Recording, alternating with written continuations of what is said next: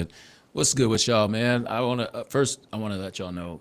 Go ahead and subscribe. Subscribe to the podcast. We working on like different distribution models. We working on a bunch of different things. Just figuring out, building this up brick by brick, and we're in season 2. So this is what our third episode in season 2.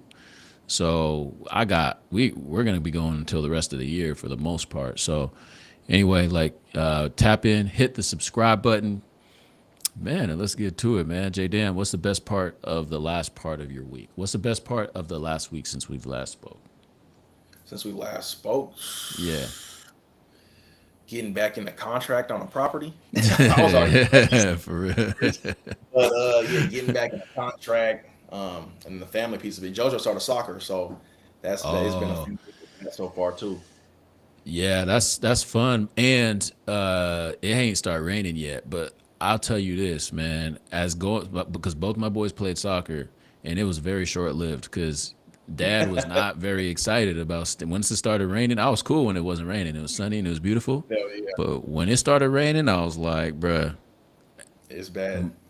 yeah, I was like, man, I'm really willingly standing out in the rain. I never do. 'Cause I don't like being cold. Anyone knows me. I don't like being cold. I don't like standing. I don't like standing in the rain. I don't Yep.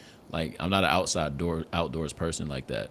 I enjoy it. I think it's beautiful, but like, yeah, that's just Yeah, not my preference. it started raining last night pretty hard during his practice, and he ran right when it was over. He ran and jumped in the whip with the cleats. I Yep, was so dirty. sick. Man, there's mud everywhere, and Yep. couldn't even be mad. He was so damn happy out of practice, and hoodie was drenched, and I was like, man, give me your damn cleats, bro. Give me this shit. You gotta get them mats, Man, the mud yeah, for mats. real, That's for the first real. thing I bought. Like when I got the truck, man, that was the first thing I bought was the mud mats, man. Like, cause like, yeah, that shit'll save you, bro. Yeah, man, that's what's up. Like, that's good though. You got under contract. That's the market. How's the market looking out there? Like for just on a real estate side of things, real quick. Um, like what's the market looking like out there for you? What are you seeing? Um, I think right now prices have still been similar, but days on market are a lot longer.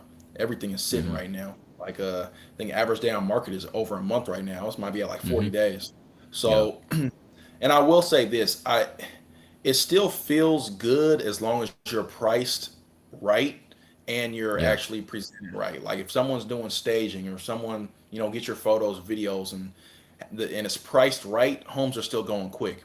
But when Yeah. buyers right now are trying to overprice their homes, I think it's backfiring where Yeah. you have to do a price reduction. Then on top of it, you're going to end up getting lowballed.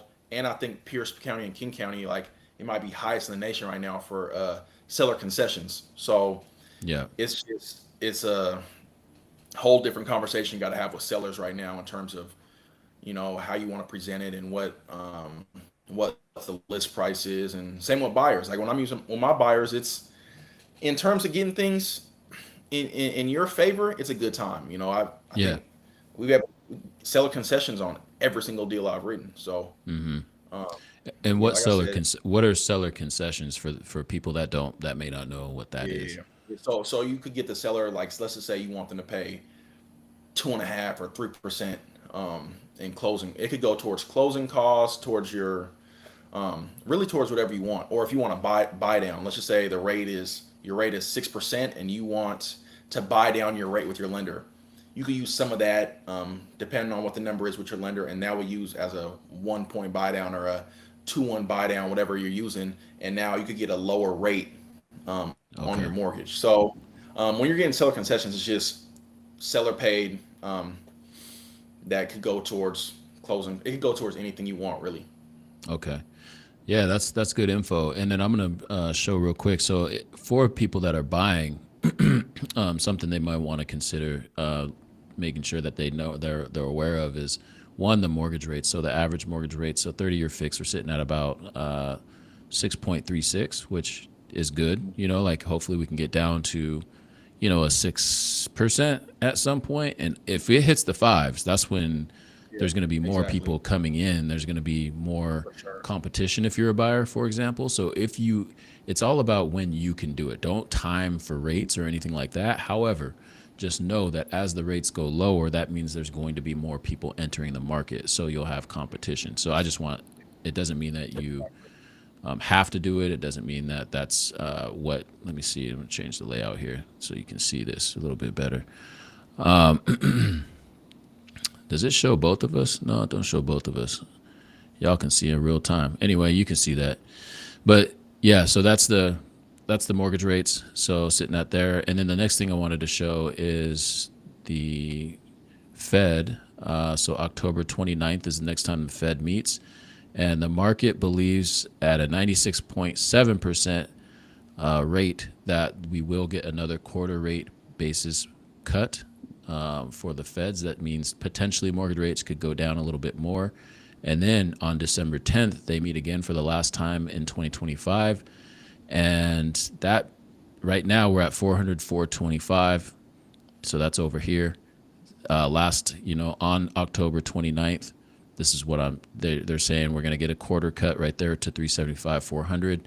And then in December, on December 10th, 350 to 375, 84.9%. So the markets are basically thinking that we're going to get 2 more rate cuts this year. So something to really consider and think about for folks that are maybe potentially buying or whatever. And I think going into next year, I believe there will be more transactions next year just because of the lower rates. But just if you don't know anything, like hit us up. JDam has his email. We got it. So hit us up. Hit us up in the comments. Hit us up at brickbybrick.bricktalk.net. Send us an email. DavidJones@Windermere.com. JordanDam@Windermere.com. Actually, I'll put it up in the comments when we get done. But if you don't know anything, just hit us up. The other part of it is trying to take advantage of programs, first time homebuyer programs, Yeah. company program, that type of stuff. Just because I do feel like for people that are trying to just wait, I think that end of the year, next year, there might be more opportunity, but I think it's going to be pretty hard to buy in the next couple of years. I think prices are only going to go up. I think it's going to be, especially for like single family households or just one income household, it's going to be real hard to buy unless you're making $200K a year. In my opinion, I just had this conversation with someone yesterday, and they're like, "Yeah, I need to get in now because it's going to be tough." Affordability has basically, I think there's an article that affordability is at the highest or the lowest it's ever been in the history, I believe. Ranking, where's it at? I'm trying to find the article.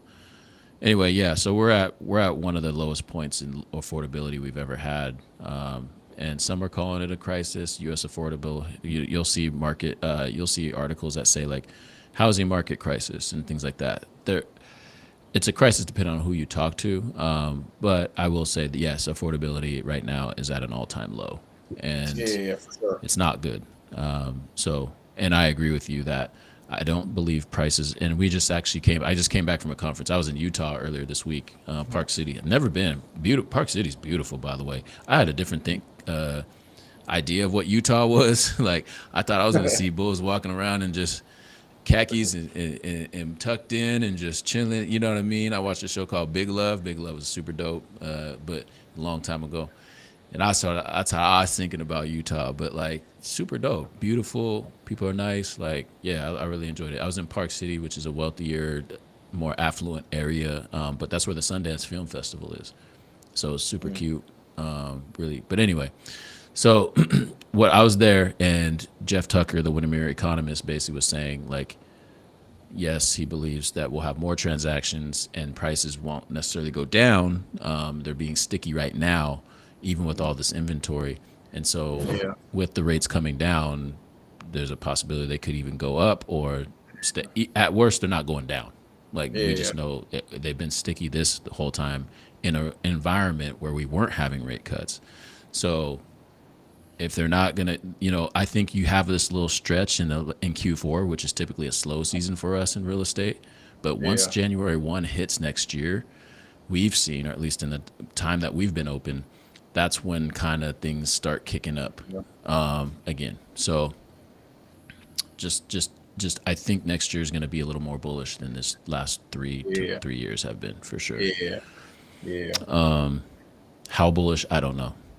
And honestly, with this dude, we could possibly be in a war by then. I don't know what's gonna happen, bro. Like, I don't know what's gonna happen. Can I get a break, man? I need I need the holiday season, brother. So anyway, yeah, that's good to hear though. For folks, that's really just hopefully cap tuning in, and if you are interested in buying a house, or if there are those programs like you said, Covenant. We'll get someone on here to talk more specifically about Covenant. Titus, I want to have Titus on here, try to hit him up, but we'll have him on eventually. But you know what I mean. And we're gonna have also home buyer classes for 2026. That's a goal here for us at Abode, is to make sure that we have running home buyer classes throughout the whole, because of the affordability piece. I want to make sure that people are educated, and I want to do something about that. So anyway, yeah, I want to make sure we're helping as many people as possible. Absolutely. So let's talk NIL, man. We talking NIL. We got NIL stuff going on. So what's new on NIL? Last time we talked about it, we were talking about so NIL, for those who don't know, name, image, and likeness. College athletes now can be paid for their name, image, and likeness, but the infrastructure of that is still kind of unclear. And this is the first year, based on the lawsuit, that each school is going to receive $20.5 million a year. The schools will, to dole out however they see fit. But there has to be rules around that part too, you know what I mean, to make sure everyone's kind of doing the same thing, and some regulations. So this is like a watershed year for college sports this year. I don't think people realize that, because it's been kind of the wild, wild west up to this point. So have you heard anything new on the NIL front or anything like that? Not necessarily. I mean, I think that even all the back pay stuff, even the athletes that are part of that still don't know what's going on with it, or when they're getting paid, or how much it's going to be. So I think there's still just a whole lot of questions around it in general. Yeah.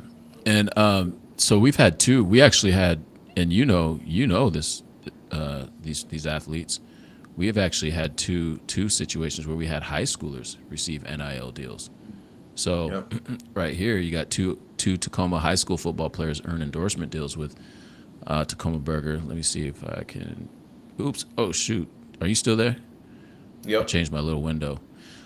So we have two high schoolers that Sione Cajo, and that's a deal with Secret Burger Kitchen, and then Elijah Durr from Mount Tahoma, senior cornerback, both got deals with Secret Burger Kitchen.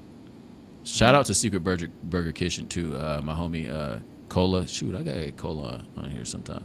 Cola's part of that whole business situation. I think he's involved in that somehow, some way.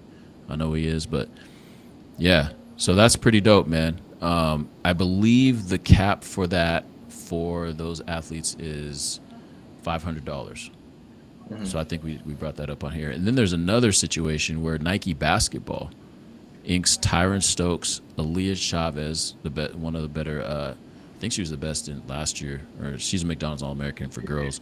And then Brandon McCoy Jr. to NIL deals. So Nike Basketball is signing now kids to NIL deals. So the two young men, high schooler,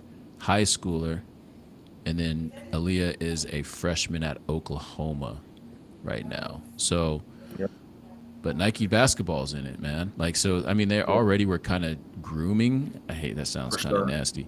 They're already grooming kids. Pause. No Diddy, but now it's like they can actually openly provide NIL deals for kids, which is crazy. I think that leads to if they're doing it with high school kids, I think it's going to be big factor in what schools they commit to, or even what circuit they're on. Like if you're signed to you're not gonna be on the Puma or Adidas circuit. If they sign a player, even if it's young now, a freshman or sophomore, expect them to be on the Nike circuit, or probably, in my opinion, sign with a Nike school for college too. Right.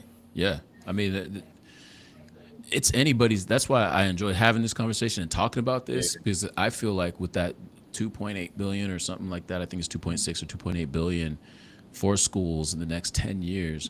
Like that's that's an open opportunity or this open space, kind of like with crypto, where it's like they're trying to regulate it and figure out what we're doing with this asset because we've never done this before.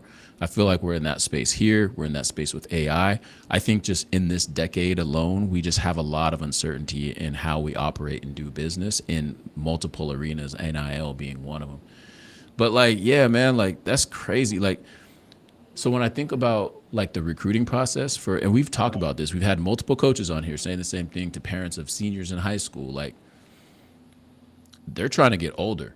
Like, so think about this, think about it this way. If you're like Syracuse or you're any school, like, and you have 20.5 billion from a school level, that's what the school has every year.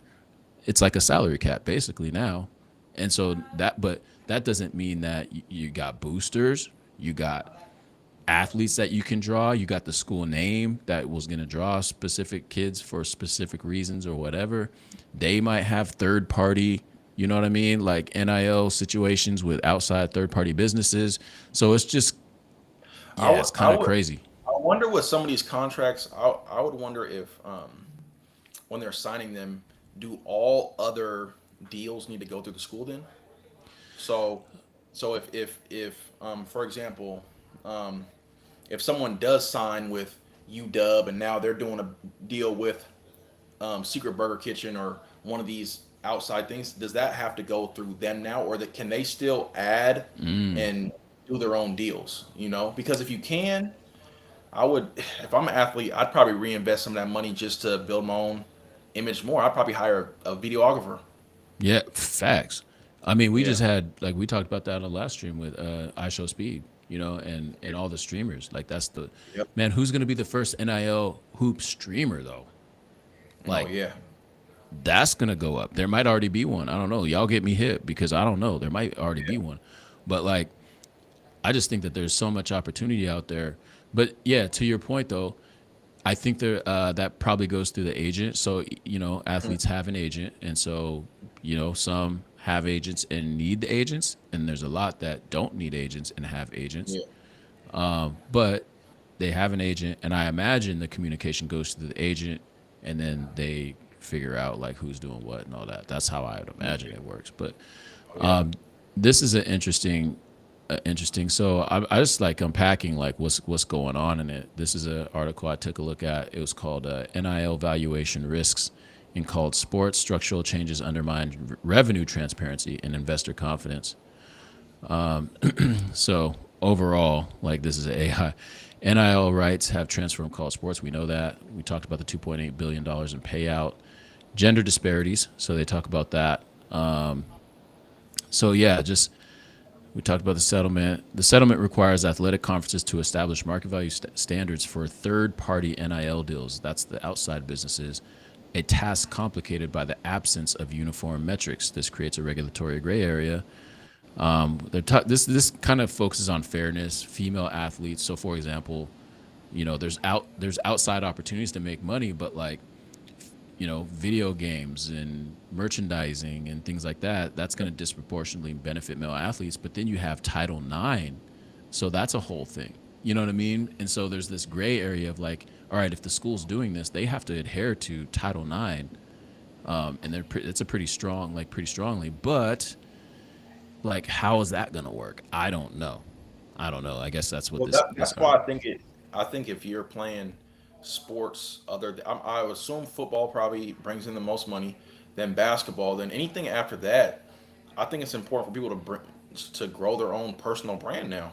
I mean, Yeah, if facts. you're a baseball player, gymnast, softball, any of that type of stuff, it's like grow your brand because now I feel like that's a marketing thing where now players are have a okay and sometimes just mediocre subpar season, but now they're going and talking to other teams and schools, shopping themselves, asking for more money, and I think that's more of leverage. Like if you got 500,000 followers, well, they might want you in there for the ticket sales. It's like, hey, we want you to come be a gymnast at our school, come play on our baseball team, come play on our basketball team. You might not, you know what I'm saying? I think Right.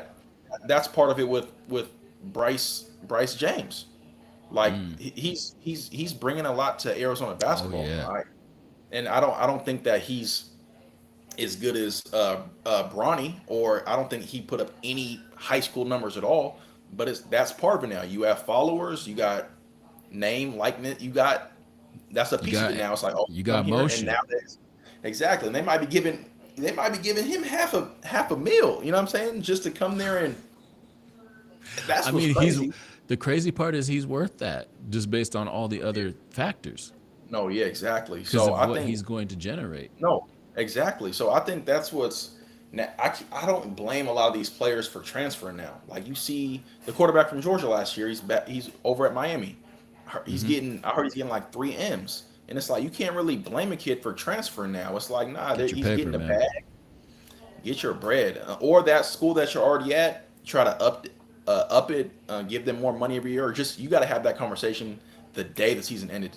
Because now kids, they're still at the end of the day, half these kids are still 19, 20. So the season Right. ends, you get blown out in the tournament. They're spur of the moment transferring first week. Man, I'm going to this Oh better yeah, they school looking for place deals. immediately. So it's like they got to have someone that's part of that program and let them know, like, nah, this is what we're doing. Something's planned. Otherwise, they're getting out of there and getting a bag. So to that point, this is another article that's basically talking about how schools are like this is one is an interesting one. How schools are skirting new salary cap in sports, and when you look at, I think it was interesting. Starting this year, schools can directly share their revenue with their college athletes, capped at 20.5 million. So when you think about like a salary cap, I think of it like, all right, let's say you had 250,000 for let's say you have 12 spots if you're a basketball team. Football is a little more convoluted, and I think it talks about the breakdown too. This is interesting. So even there's two things to think about, like who's getting part of that 25. How do you Yeah. dole that out amongst your sports? I would imagine you base it on the revenue that they bring in. So like football is probably going to be the most at every school. So I don't know, they might get 70% and they have the most kids. Basketball might get 15% because it's only broken down between 10 players or something. So I mean, just this is a lot. You're basically a salary capped company now at this end. But Boise but State, is that straight from the school? Can they get extra revenue from out yeah, out of it? So, yes, so yeah, for example, you I know you've seen some colleges are hiring some of their past players that are now in the NBA as like general managers. So Trey Young is the general manager at Oklahoma. yep. So is And he able Shaq is at to? Sacramento State. Yeah, see, so now are they able to give more money to the school and do that? And now you're able to get. I think that if that's the case, NCAA can turn into almost like how baseball is, where some teams technically have more money and they can pay for better players. There's a reason why the Yeah, Dodgers, the Yankees, they can pay to have three of those elite players every single year. So yep. if that's the case, you might see Duke and Kentucky, and I mean, now that Coach K's not there no more, I don't know about Kentucky, but you might see someone like Duke. I mean, they already have in the offseason guys like Tatum and Paulo and Zion come back. But if you have 10-year former players coming and helping out, bro, you could get the top five players every year and afford all of them. Right. And that, like looking at this, it says that like Ohio State. So it talks about Ohio State and how they created, in-house marketing agency basically. And so I think that, and to me, I feel like the where say someone like me fits in or whatever, because I'm a content creator, but I also have this other background of running a business and all this other stuff.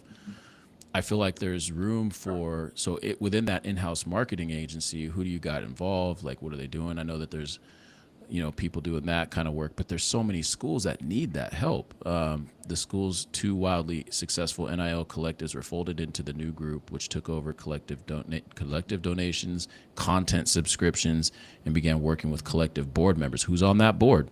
Do they even have fucking social media? Do they even know the landscape of Exactly. marketing in today? Exactly. Like, for example, Exactly. So streaming. yeah, Are they even thinking about streaming? Like, yeah. so I the group think also that tapped the help of multimedia.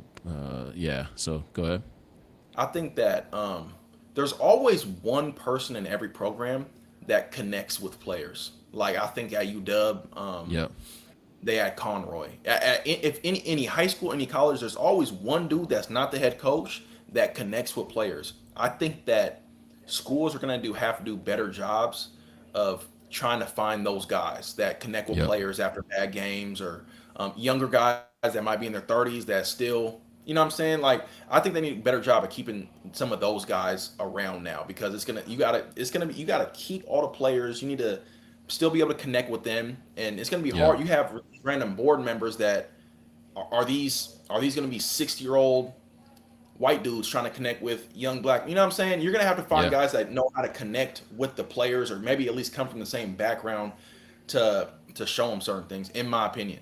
Yeah, and no disrespect to a 6-year-old white dude. I hope that Yeah, they not would at even all. understand Yeah, like that. Like, yeah, yeah, yeah. I need someone else that can. I ain't even on Not that at all. on whatever they on. You know what I mean? And Oh yeah, once you get not to at all. that I'm just saying, point, like, I've had coaches, a full staff, where I might have someone that might be 25 to 30, where mhm. if I'm talking about the game, or I'm upset during the game or after, I can talk to them versus someone that's in this. And I'm not saying I'm just saying someone that looks different. So like, just a 60-year-old in general.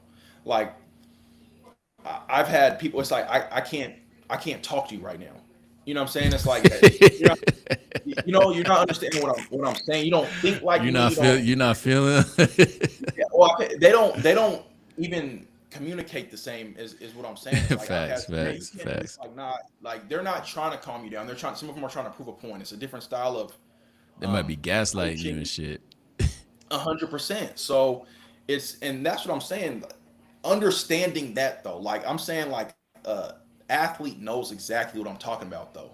Like, Yeah, you yeah, they need them know. I people know. on staff. You need those people on staff that connect with you, that you make you want to stay in the program. Because Yeah. there's times where you might have an older coach. Like, if you're going and playing for a Bob Knight, if you get cussed, Oh, you're out of you go. and Hey, and that that's what I'm Rod saying, Wave though. playlist is about to be heavy. Hey,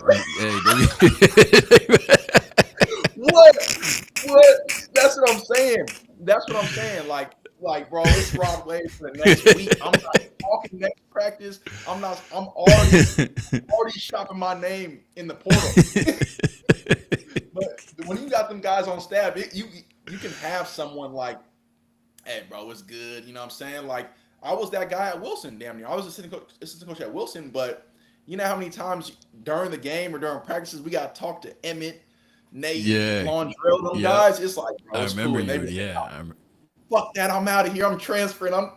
I'm to beach, and it's like, nah, yeah, bro. You know what I'm saying? You need someone that's like, nah, you got calming down, because once it gets to a certain point, that head coach or some of those assistants, it's like, nah, I'm not trying to hear it. Like, yeah. you They need just those guys to be shut you ready. down. And Yeah, that's what I'm saying. So, like, in terms of, like, you need someone that's still in the lower age group, that actually played, that uh, comes from the same background as you, that can guide you through some of these situations. yep, Versus, if you don't have that, I think I'm just saying, they need to invest in that. Versus, like, you see a random board and, hey, we're running this, and it's like, okay, well, who are like you said, who are these people on the board, and how are they handling it? Because yeah, you see some of these things. I think it was a couple of years ago. Was it Wichita State had 10 transfers the first week after the season. yeah. That was crazy. I remember seeing that. I think Yeah, so too, to your point, I think this adds a wrinkle and adds a new skill set and or experience set to that role. And mm, so I think you're going to have to find you. So before it might have been, oh, let's get a young guy or whatever. But it's like, well, does that young guy even have, because this is another area that you can help counsel people, mm, players in. So if you yeah, can find exactly, someone that has that, what you're talking about, the relatability, but also has an investment mindset, exactly. then you That's struck what I'm gold saying. with that person. You struck Exactly. gold. And it might That's be what someone you might have to skew just a little bit older, someone with a little more life experience and does have some, like has maybe a house or has bought and sold a couple times or has exactly, an investment so over here, that person is going to be very valuable in my exactly, opinion to your program, because exactly. if you can make people, if like, remember when Coach Cal was getting all the people, he was like, no, people come here because I help them do X. Like, you Exactly. need that person now, and the head coach needs to be able to articulate that, and the person in that role has to be able to articulate that. Like, oh yeah, I helped my man get a bag over here, and I helped counsel him through that. So I mean, I Exactly. think that yeah, it's just more skill set, and it's more nuanced than it ever has been. Exactly. So yeah, and so there's like these. So there are roles like when we had the dudes on before, and they were talking about the different roles that they do have an NIL person. Going back to this article in September, Louisville announced that live entertainment producer Danny Wimmer Presents had guaranteed $1 million worth of NIL deals for athletes to promote its music festivals, two of which take place in Louisville. Smart. When Danny Wimmer approached the school about supporting the athletic department, athletic director asked for NIL deals rather than a corporate partnership with the athletic department, as he may have in the past. So that changes everything, man. So the athletic department isn't necessarily getting the money. He's like, man, I needed you to be able to like get people here off these deals. Apparel sponsorships. So that was interesting. So this says here, Tennessee's athletic department announced it had signed apparel sponsorship with agreement with Adidas, ending a decade-long relationship with Nike. The deal would reportedly allow the Volunteers to rake in 100 million over 10 years. But it's more than just traditional apparel contract. It also guarantees unprecedented NIL opportunities for athletes across all Tennessee sports. This shit is getting crazy, man. Like I'm gonna keep it a buck. Like that's a lot of money. So not only so when we talk about the 20.5 million, that doesn't count like right there, 100 million over 10 years. That's 10 more $1 million. So Tennessee has 30.5 million plus whatever other deals they got going on. TV No, yeah. rights, who knows? But like it's just there's so much going on right now, and I think the clarity is not there from a regulation standpoint, from a overarching standpoint, who's getting it. I think I read one article where it broke down like what programs were getting what. So for example, football might get, God, I'm trying to find it. I can't, but it had a quick little breakdown, which I thought was interesting. But it wasn't like what actually is happening. It just like it was a possibility. Okay, here we go. Let me show you this. Hold on, this is interesting when you see it. So this one said how that revenue is split will vary widely. Many universities are allocating. This is an op-ed. Many universities are allocating the lion's share to football, so 70 to 75%, followed by men's basketball, women's basketball, with the rest distributed across other major sports. So that's coming from the NIL shakeup, how revenue sharing is reshaping risk in college sports by Andrew Allen. But so I thought that was interesting because I hadn't thought about that yet necessarily. Like, oh, how you doling out, how you divvying this up amongst the programs, like. So just Exactly. more questions than answers right now. So I just like chewing the fat Yeah. and really talking about. So So I, yeah, go ahead. I'll say I feel like that leads to even like if you are one of those players that are getting six figures, what are you doing with your money? Are you just That's what I holding wanted that? to segue to. Yeah. Like, Yeah. yeah, I feel like there's so much ways to use it. And I'm not saying use all of it. Like I mean, you're an 18, 19, 20-year-old kid. They're going guaranteed to spend some of it, but depending on how much you get, and you're getting that for the year, I feel like if you can put a little bit into stocks, Robinhood's easy. You're doing crypto, Coinbase, or depending on how much you get, I mean, you could get to the point where you're doing a investment property or getting a rental or doing some stuff that's actually making you money and changing your life for the future.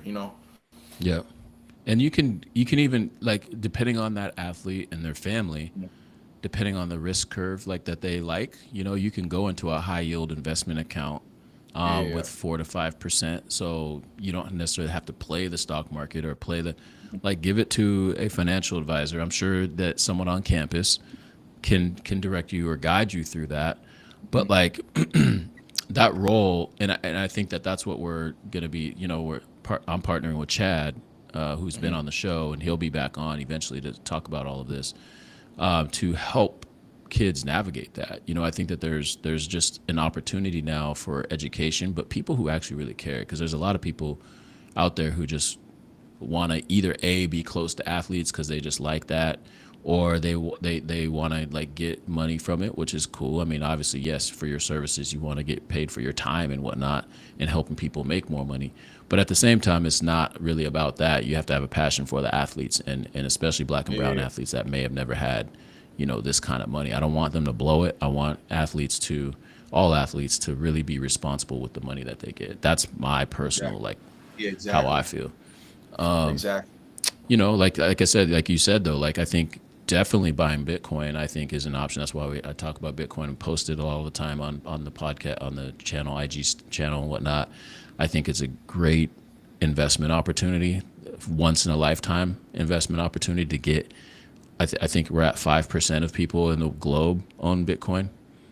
I don't know. I just Yeah. feel like that's major upside for an asset that is top 10, but only 5% own it. Yeah. That's crazy. Like that's crazy. Yeah. So yeah, so I just think that there's a lot of opportunities. High investment yield accounts, like you said, Coinbase, Robinhood, buying Bitcoin, sitting on it, holding it. Oh, I have a screenshot from like the last bull run, bro, because I was going through some old shit on my phone. It was $37,000 Bitcoin. Oh, damn.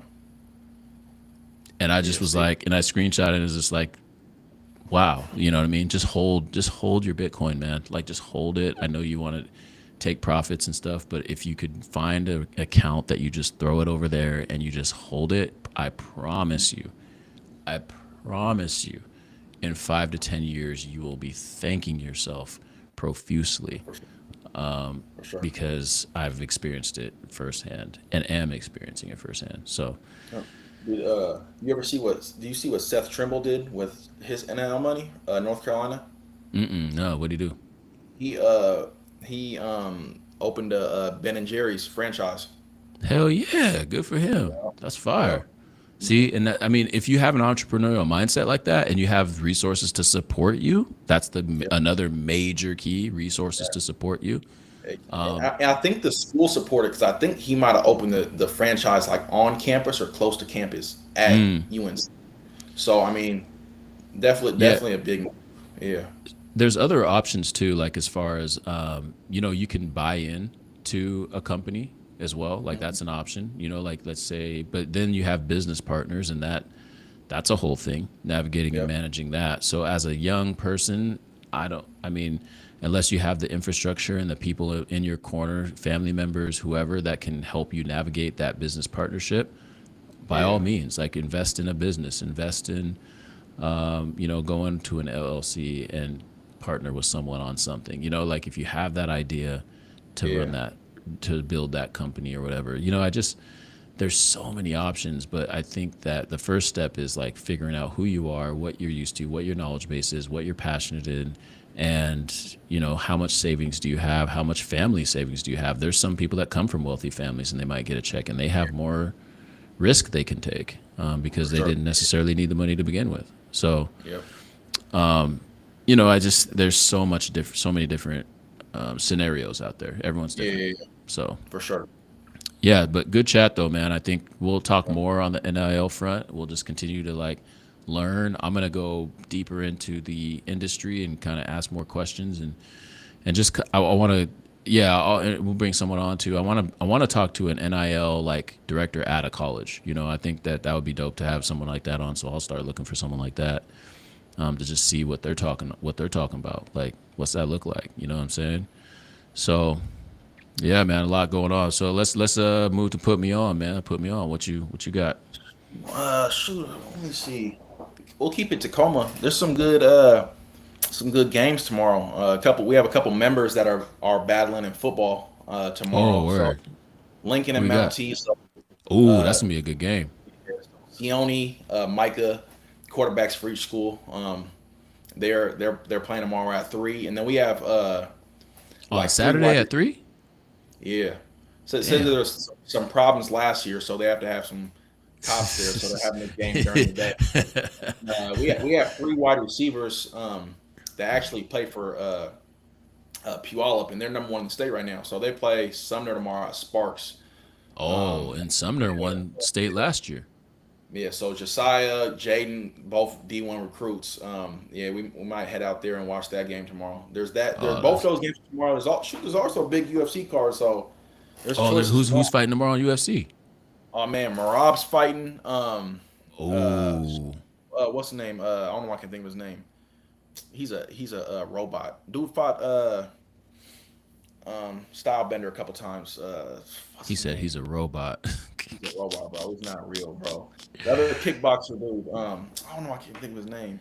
Oh, I think I know who you're talking about. Yeah, he's tough. He's tough. That dude, Yeah. the zombie, the walking zombie dude. What's his name?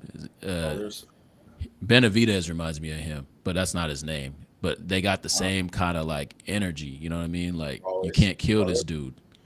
I I forget know his name. I know. He, Roundtree fights tomorrow too. Let me find. Yeah, he's fighting Khalil Roundtree fights Yuri.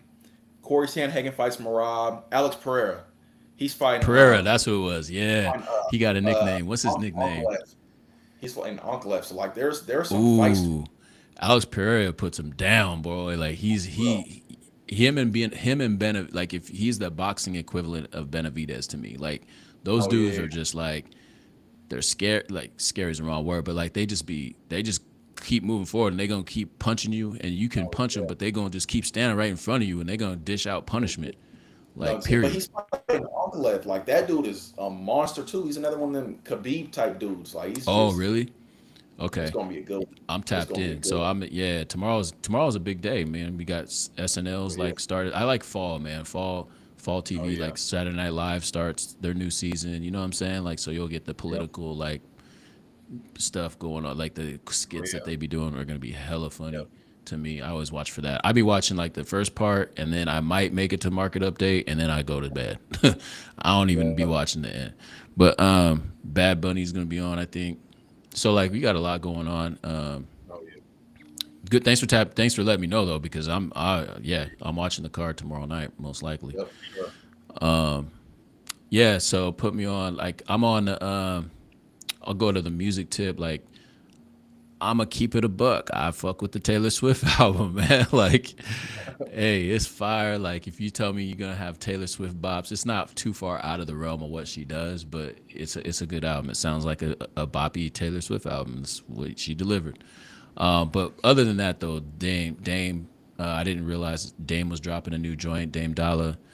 I love Dame Lillard's music. I think he's a dope. I don't even think of him as a hooper rapper no more. I think of him just like when he drops, I listen. You know, he just makes music for me. Like I know he's an older type head that just straight, no, just dope beats, dope rhymes, talking about the shit I want to hear. You know what I'm saying? Like, but real, talking about his family, talking about all that. I love Dame's music, man.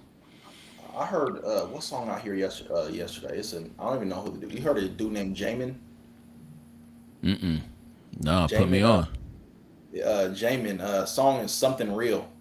It got that old school R&B feel. It almost the style. It almost reminds me of like that old school like Tiller album, that Bryson Tiller album. Ooh, you know what? Also, I was just listening to that this morning. The Tiller joint, because it's a two. I'm gonna look for that, and then and I'm putting like also just as we're speaking about this, the playlist is still up. Like if you go to bricktalk.net, you can see the playlist, or Oh yeah. like it's on there, the rotation, and I'm constantly adding shit to it. Bryson Tiller's Solace and Vices. He just dropped, so it's a 2 disc joint, and I think the Mm. second disc dropped first, and I didn't really care for it too much. And the first disc just dropped today, and he's on his Bryson Tiller shit on that one, and I was like, Oh okay, yeah. 5 joints in, I was like, thank you. Like I thought she was Yeah. falling Yeah. off like real cold because I wasn't really feeling the second disc. The first Yeah. disc though that he just released, I was like, yeah, I that's need that. I need the old school Tiller back. yeah, it's closer to the old school Tiller to me from for Yeah. what I heard. He low Yeah, key but go. wasn't fucking with music for a minute. I What's saw I that? saw a couple. I said he low key wasn't fucking with music for a little bit. I saw some of his Yeah, interviews. He wasn't doing it. He was like, "Nah, man, I'd rather just write for people." He's like, I'm yeah. yeah. Which is So smart though. I think that that's how you yeah, make it in the business long term. Because yep, being an artist is fickle, especially now. Like you yeah, got to do, like I think Wayno. Shout out to Wayno. he said you gotta have 15 pieces of content just to be seen one time. You know what I'm Yes, saying? facts. And we were even talking about that on Brick by Brick, like before we got on this, is like how we're distributing the podcast. Like Yeah, yeah, I was going one direction, and then all of a sudden it's like, well, short pieces of content. I yep, haven't even put out episode 2 yet because I'm yeah, still just putting out pieces from the first episode. You know what I'm yep, saying? yep, So just the algorithms are changing. Everything's changing in real yep, time. As hmm, we talked about NIL and yep, crypto, and we'll talk about, maybe exactly. I'll put out another. I did a base app video. I'll probably do another one just on the crypto market, just to make sure that we're getting some timely shit out there, because right now is the time to, Yeah, like, if someone was asking me, should I buy right now, I would say maybe. Like, what's your goal? If you should exactly. buy Yeah, crypto right now, if it's to buy Bitcoin and just hold it, sure. yeah, Yeah, absolutely. If it's to buy Ethereum and just hold it, cool. Yeah, sure. I think Ethereum's still going to run a little bit, but those have exactly. kind of already ran though. You know what I'm saying? Like, A lot of people that get into crypto, like at this point, people are looking for like quick flips. Like a lot of yeah, people feel like yeah, they're too late, and it's like, well, why do I buy Bitcoin for this? Because someone's not getting in at this point and buying a full Bitcoin. no, A no, lot of people think that they have to do that. So like, I don't know. I think people need to think of, like, if someone is just now getting into it, think of the long term. Think of, yeah, your 5, maybe even 10-year plan. Like, okay, this is for when my kids retire or my kids graduate, or this is for when I turn 40, 50, 60. And it's like, you got to think of that long term. You got extra money every paycheck. That's what I would be thinking of. yeah. Not, I not in this that 1,000 and a 2,000 tomorrow. Just think of a yeah, long term. Because you keep it in the bank, you losing money. yeah. And well, yeah, that part. And Mm, can you make money in the crypto market right now? The answer is yes. I did mm, put out a video where I talked about the path to alt season. So I talk about alt season a lot, and that video is doing really well actually. Just because, like, people want to know about alt season. So all the coins except for Bitcoin. And right now we're in the spot where like BNB, XRP, the bigger cap coins are going to start catching a bid. Solana, SWI, mm. Hyperliquid, all those in the top 20 are going to start like running. You're going to start seeing them, and they already are actually. I think if you look at the 7 day, they're up. Well, shit, I'll just bring it up. If you look at the 7 day, because right when Q4 started, people were getting bearish for a minute there at the end of September, even though we said, like, come back in October, bro. Unless you want to just have a run of emotion. So Bitcoin, for example, all-time high is I think 124, and it's 2,000 away from all-time high. It just was sitting down at, just a few days ago, like at 109, and it's back up to 122, bro. September Yeah. 27th, it was $109,000, and it just ran to 122 Yeah. right See. when, let's see, so October 1st hit, right there. October 1st hit, boom, Q4, because that's officially Q4. And you got to think of it like accounting. So you got to think of it like accounting. So in accounting, like, you have to have Q4 numbers or Q3 numbers or whatever, and Yeah. Q3 stops right there. And then once Q4 comes, now we're in Q4, they're going to show big gains on their books. And yeah, so I don't know, but you can see this is what I meant by double digit. Like, if you look at the 7 day, double digit across the board, you'll see a lot of double digits gains for a lot of projects. So you're gonna start to see like Solana's gonna run. BNB's already at 100 and 1100, man. That shit has been running. XRP's gonna have its spotlight soon. Ethereum's gonna have its spotlight soon. Already is 12% on. Oh shit, is that an all time high? What's the all time high for ETH?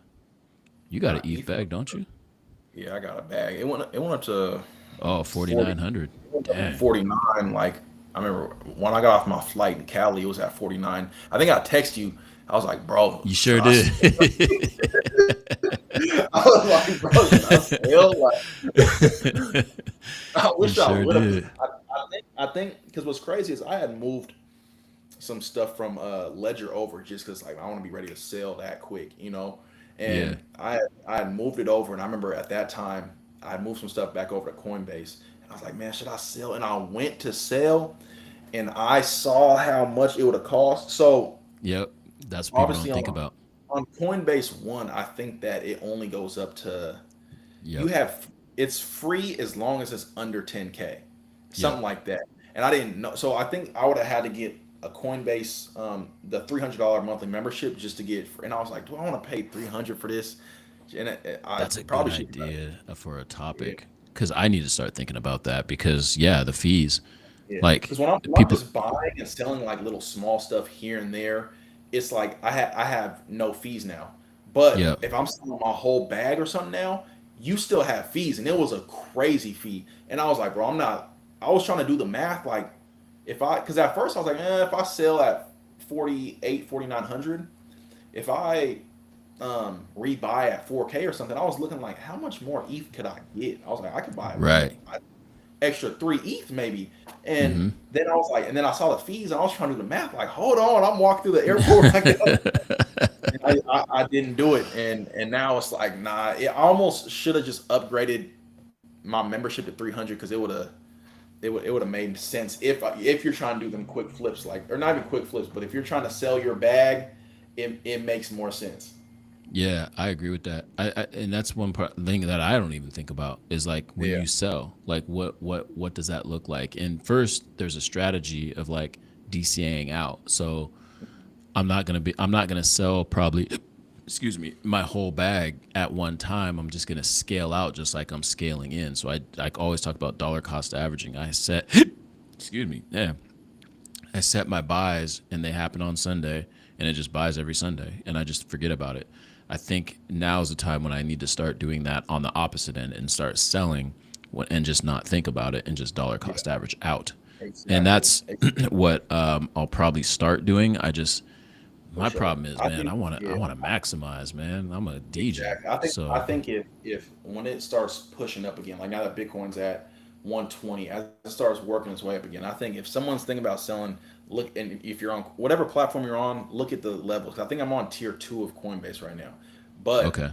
it's all good if I'm just buying or selling, like, one thing. But if I'm selling a bag, like, I think it probably would have still took at least like 2,500, which I would have damn near Damn. lost half of the ETH just selling, and the plan would have been to rebuy. So it was just like, nah, this is dumb. Yeah. Yeah, just Yeah, sit on it. That's why, like this time, and you got to think about your tax implications. So we'll talk about that as well. So if you yeah, hold for less than a year, you're looking at a 33% tax hit or somewhere in that range. Whereas if you hmm hold for a whole year or more, you're looking at like 15 to 10, I think 15% or something like that. hmm So, the capital gains taxes, got to think about yeah, those. So that's something we'll cover as well and talk about. But, exactly. I think that, yeah, in my positions, I've been holding for over a year for the most part. So I'm not worried about the cap gains taxes on those. And this administration might come out and say no cap gains taxes, and that's going to send the market into an absolute frenzy. I already think we're not there yet. You'll know when we're in the peak euphoria bull market because shit just won't make sense. You'll be like, things aren't normal, and we're not even close to there yet, in my opinion. Like, there's just gonna be, you'll just know because there's this euphoric feeling like everyone's making money, and it's like, all Yeah. right, time to get out, time to get No, out. Because yeah. right now it doesn't feel like that just yet. No, yeah. Shoot, speaking of like capital gains tax, I'm gonna have more to talk about this in the next couple of pods, but I've helped a few investors like with like 1031 exchanges, people that are trying to they don't want to pay the capital gains. But right now, I have a client, and he's not planning on selling for another like 2 years, it sounds like, but he's doing DST, so it's like a deferred um, like sales trust. So it's Oh, interesting. super tricky. I haven't actually helped someone do it yet, but I've heard of people doing it in business and stuff. But it's like a whole thing where you're setting up a trust, selling your business or your property to the trust. Yep. Then once you sell Yep. the trust, you're pretty much paying yourself slowly out of it, and that trust might be, from what my understanding is, DSTs. It might be going into other investments as well, Yep. but you're paying yourself a certain percent, and you're not paying any capital, so you're keeping everything. Um, Interesting. so I mean, it's a learning curve. I've been reading about it the past week, and I got 2 years to learn everything about it. But I've been seeing a lot of people in real estate do it, but this guy is going to be planning on doing it with his properties in two Yeah. years. He has a Yeah. plan for when he retires.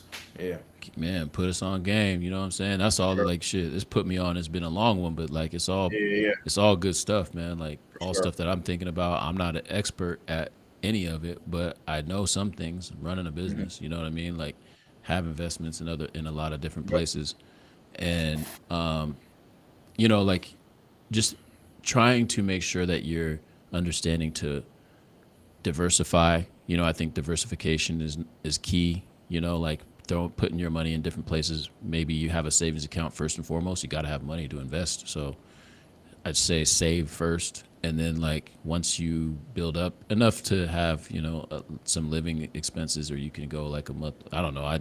They say 6 months, but that's tough to do for anybody. But and then start investing in stuff. You know, like we just said, high yield accounts, Yeah, Bitcoin, rental properties, buying a house. Like just buying a house and living in it. That's an investment. Like, exactly, and that's the most easiest, not easiest. That's the most common one that most people how they build their wealth is through the house that they exactly, own. exactly. So just want to make sure that we're just beating that drum, man, and continuing to beat that drum because I want more people to, especially now when we talk about the affordability being so low, or affordability is like at its Hmm. lowest or highest point, Yeah, however you want to frame it. Yeah, just not just I don't know, man. Put me on. We gonna continue to talk. We gonna continue to do the things. I had a really busy week, so we're gonna continue to keep pumping this content out. But we'll have more guests come in, and I will talk about the hoodie giveaway as soon as I get back in my routine. I was in Utah for half the week. Just got back a couple nights ago. So yeah, man, we gonna just keep it going, man. We here till the end of the year and then into next year, man. So yep, yep, brick by brick, man. Like tap sure. in with us. I'm still got to work on that merch, man. I got to work on that merch. I got to get that for the hoop season. We're gonna see. We're gonna see. I need my crypto bags pumped. To be honest with you, like I'm telling No, people, yeah. like, hey, you want to see something? Like, I need my crypto bags to pump. But now you got me thinking about the damn fees, bro. Like, Bro, I didn't think about them at all, and I have Coinbase One though, so I haven't had fees for a minute. It's like if I'm moving, because there's every once in a while I might be like, I'm gonna transfer some XRP to ETH or Cardano to this, just based on how the market's moving, and I've never mm-hmm. had any fees. So like when I went to sell, I was thinking I didn't have any fees, and I was like, wait, hold on, I'm looking like, what's wrong with my account? And it's like, oh no, you're on the second tier, but that's only up to $10,000 transfers. Anything over that is 300 a month. And I was like, fuck, I don't know about Interesting. that. But it makes sense if you're gonna be moving big bags or making that big sale for sure. Like I might, I don't know how long, if there's a minimum, but next time I'm gonna sell, or when I do plan on selling, I'm gonna probably upgrade to the $300 a month one, do whatever. But or if someone is just doing regular trend trading, 300 a month is Yeah. definitely. Oh wow. So remember we were talking about the Coinbase card? So I didn't realize the Oh, Coinbase it's card. gas. It's fire. It's Yeah, I fire. didn't realize there was a debit card and a credit. I was looking at the credit card, not the debit card. I didn't realize the debit card existed. Put me on. Look, put me on. Okay. Okay. Oh, yeah, yeah. Is that the debit card or the This credit the. card? I'm pretty sure this one is the. This one might be credit. I don't know. They hit. It just came in. This one might be the credit. I'm pretty sure this is the credit. They hit me up and were like, "Hey, your stuff," and then you can now have it, and then they added to the Coinbase wallet, and then it came in just this past week. But I've been waiting for the actual debit, so then it's easy to move stuff over to USD and spend it. So that's yeah, Yeah, the see? debit's blue. This The is what debit's I'm blue. looking at. Yeah, that's fire. I'm Man, come on, bro. Like cuz I want Bitcoin. I want get pay me in Bitcoin. Oh, So, so this gets 4% back Bitcoin. what? Yeah, Yeah, that's and I this need shit that. is metal. This shit, that shit's you heard I need it. I need that. So I haven't had time, but I'm definitely gonna look into the debit card. And so Yeah. also so what happened was, and why I was bringing up the Coinbase thing is because now you can say, so when I talk about base a lot, Hmm. so they just flipped their DeFi on.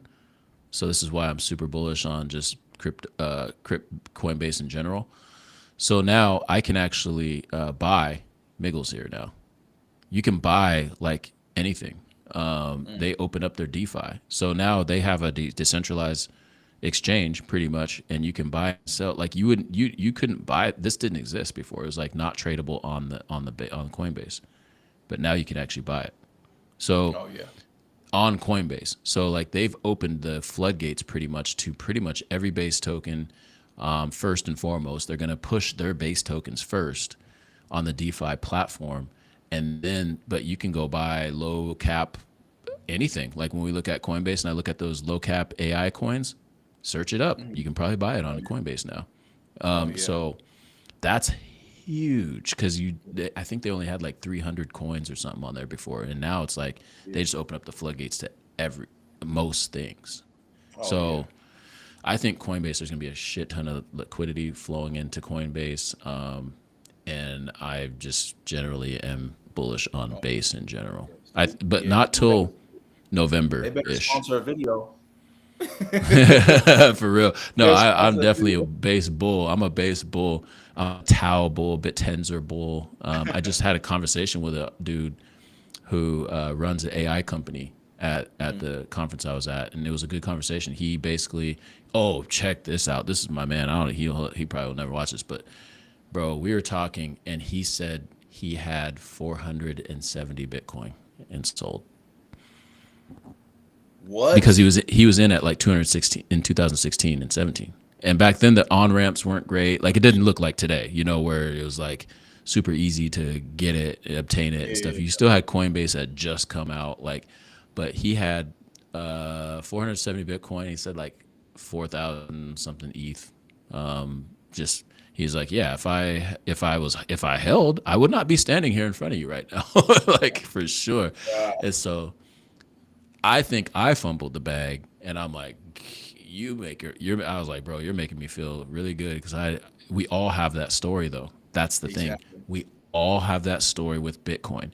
Buy your Bitcoin and hold it. Just hold it because like I don't know how many stories I have to tell for people to just go like, oh, it's like no, just buy it and hold it. Don't do anything with it. Just save it. Exactly. But I think that's what Coinbase dropping a card is what makes it a game changer. I Yes, think I agree. now I think that's what makes it easier because it's always like there might be someone that needs some cash or needs to do something, and it's like now making it that even if you can't just straight you buy Bitcoin or something, this fact that you could just move $100 over to your account and use the card real quick Yeah, makes it so damn easy. And bro, now I it's like need it that. makes it easier to really just hold. You know what I'm saying? So I don't know. I think the Coinbase cards are a game changer. Coinbase is going to be the next bank, a next big bank. So if you do want to, I think their stock, I think it's a good buy. I think for long term buy, and I do think that yes, the card is oh god the stable coins. So the Genius Act that passed in the summer, Mhm. that's for stable coins. And what the banks, so they're trying to now, well, there's a government shutdown, but it stops the talks on the Clarity Act, which is supposed to be at the end of this month, which basically talks about the structure of digital assets, how do we treat them, and all that stuff. Right now, the banks are basically trying to renege and be like, nah, we don't want clients to get their rewards through stable coins. They shouldn't be. And I'm like, wait, so who should get it? You? Because that's what's been happening. Yeah. You don't get anything on your savings accounts. If you have money with a bank and you save it, they're not giving you anything. And Yeah. that's the problem. You're getting screwed. So Exactly. not only that, like Coinbase and the Genius Act basically said stable coins and people should be able to get rewards. I should be able to get those rewards for putting and whatever company gives those rewards out, I'm going over there. And so Yeah. of Exactly. course they're like, well, you're about to do that, then people are going to leave me because that's how I got wrecked last time. I was like, Voyager is offering me this for my USDC. They're offering me Exactly. 5 or 7% or 8%. Yeah. I'm going Exactly. over there. You're offering me 0.01 of 1%. Like that's Exactly. not even I'm not even that's not even I'm Exactly. going over here.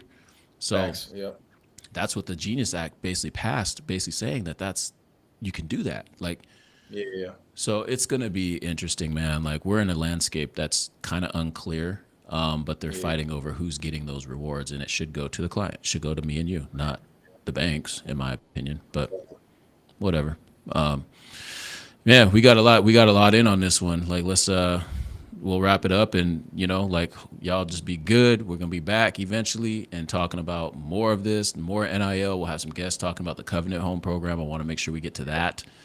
Yep. And the goal is to level up. The goal is to provide value. The goal, obviously, we're going to talk our shit and talk about all the other things, but the end game is just to make sure that y'all are up on what's happening in the finance world and investment world, and making sure that everyone's at least got their mind on that, so that it's not new conversation to you and you're just Yep. exposed to it. No Diddy. So yeah. Oh yeah, Sean Combs. His sentencings today. I didn't even check the timeline today, but I'll check it after we get off. But man, all right, J Dam, you be good. Tap in with All right. Brick by Brick. Subscribe. Make sure you subscribe to the YouTube. Subscribe. We're gonna be putting these on audio eventually. I keep saying that, but like I'm waiting for the workflow so it's easy for me. So I'm moving as fast as the platform moves. So I can do it. It's way more steps in the workflow that I have time for. So that's coming soon. Pause. And yeah, man, we're just gonna keep building this thing out brick by brick, as we say. More guests, they coming. Don't worry. Pause. They coming. So, all right, y'all. Y'all be good.